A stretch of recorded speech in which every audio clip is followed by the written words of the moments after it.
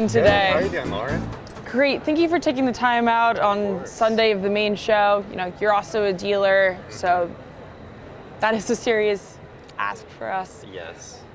I just want to say this case has gotten so much attention because it is mind-blowing. Thank you. And when we were looking at who we wanted in the pod, we wanted to just show a depth and a breadth, and you were at the top of the list because you're younger, and you have been absolutely changing the game in a lot of ways. Right. Because all of these have been collected in the last 25 to 30 years. Because you self-collected every single piece. And you know, that was the cool thing, because I really appreciate the opportunity, because one of the things that I really love to do is to share specimens like this and show people, and even young collectors in general, that you can go out and you can find a spot and you can dig stuff still really, I mean, some of these are world-class pieces. You can still dig world-class pieces. It's still possible. And that's one of the narratives that I like to pass on to younger collectors in general, but younger collectors, that it is still possible to find really cool stuff like this. And I think not only that, but New Mexico obviously means a lot to you. Of course. And all of this is from New Mexico except for one piece. Except for the kiwi calcite. Yep. Which you had to have because, oh my God, it's kiwi calcite.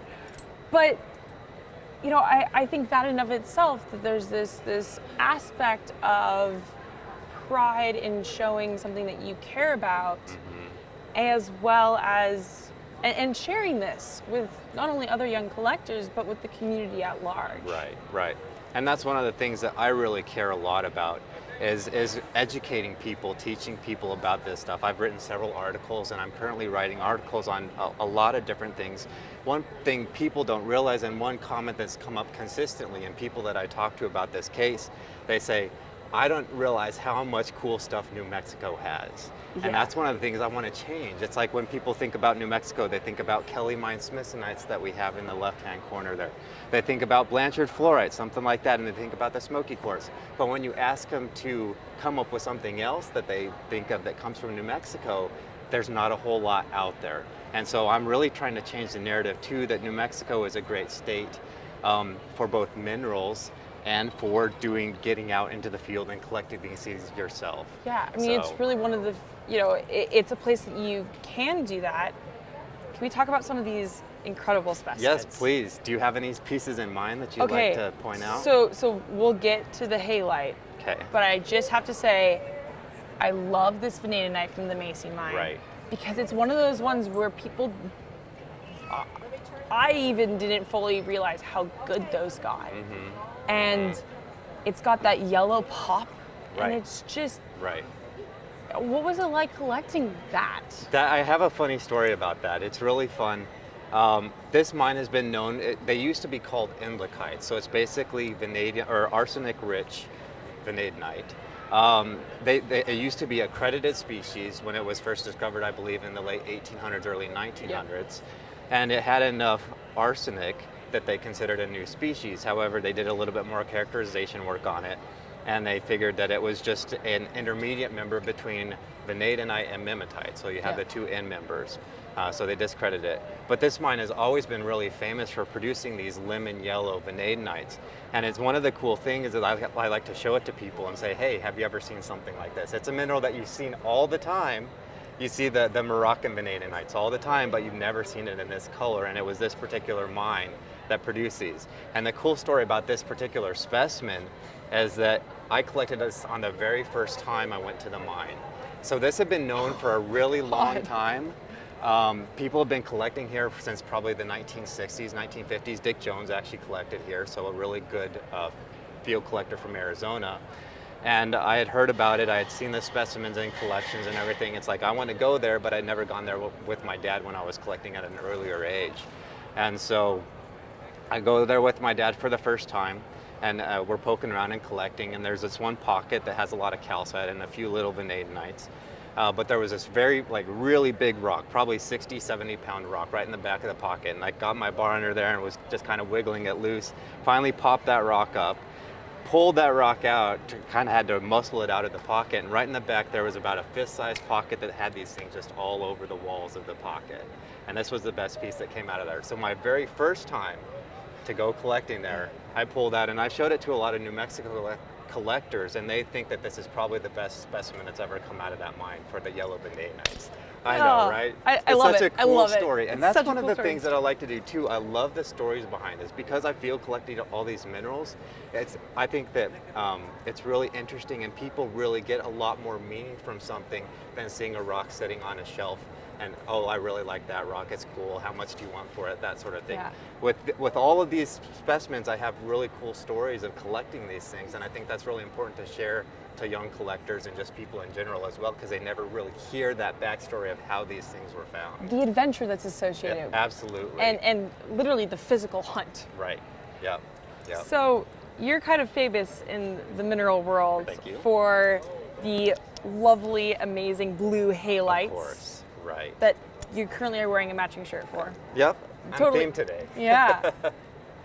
I just have to say that the specimen those two specimens that you kept are mind-boggling. Right.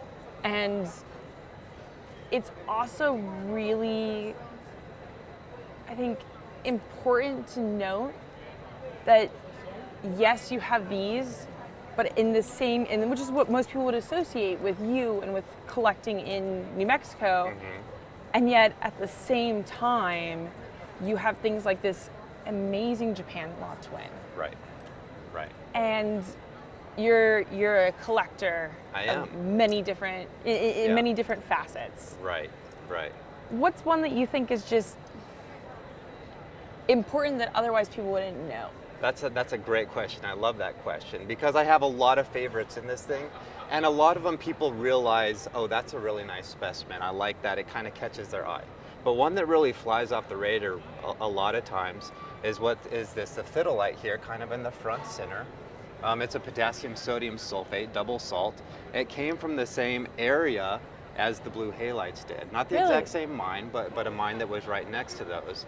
It was a one-time find, a one-time pocket that we collected in 2011.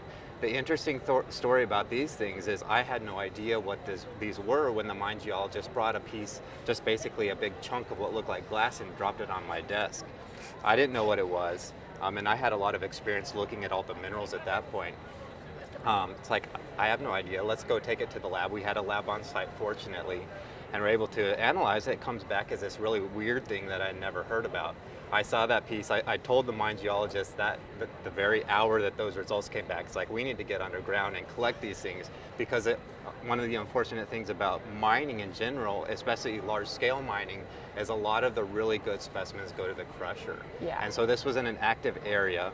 Fortunately for us, the miner was down for maintenance, and so we were able to get in there, and then when we got to the working face, there was about a quarter-size hole right in the working face, and I said, this is probably a good opportunity. I see little bits of crystals in the back, and so we worked it, and eventually opened up into this really nice pocket that had these really rare sodium potassium sulfates.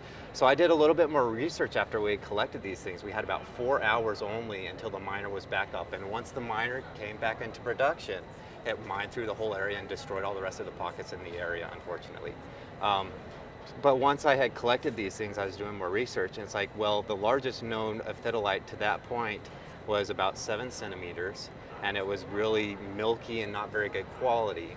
And this Canada, particular right? pocket, unfortunately we weren't able to extract them whole, but there were crystals up to 15 centimeters in this particular pocket, so basically doubled the size of the crystals known from the world. And nobody had ever seen groups like this before. They were just single crystals and that sort of thing. So the quality of these things and the fact of the crystal size and just the structure of the crystals and the arrangement of the crystal clusters makes this a world-class find. It's actually probably the best phthalite specimen pocket ever found.